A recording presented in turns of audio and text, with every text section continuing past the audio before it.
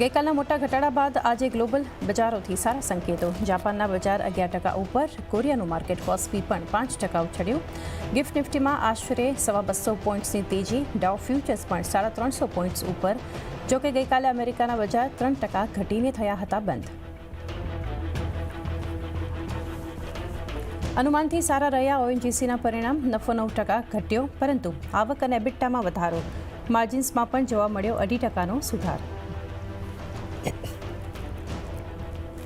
મિશ્ર રહ્યા પહેલા ત્રિમાસિકમાં. ભારતીય એરટેલના પરિણામ. ડબલ થયો નફો, પરંતુ એબિટા અને માર્જિન્સનો આંકડો અનુમાનથી ઓછો.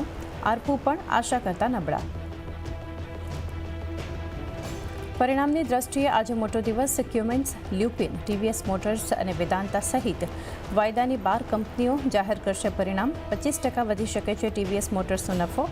માર્જિન્સમાં પણ સુધાર શક્ય. મોનેટરી પોલિસી પર આજથી આરબીઆઈ એમપીસીની 3 દિવસીય બેઠક શરૂ. ગુરુવારે આવશે વ્યાજ દરો પર નિર્ણય. અને અક્યુમ્સ ડ્રગ્સ એન્ડ ફાર્માસ્યુટિકલ્સનું આજે થશે લિસ્ટિંગ. ₹679 પ્રતિ શેર છે ઇશ્યુ પ્રાઇસ.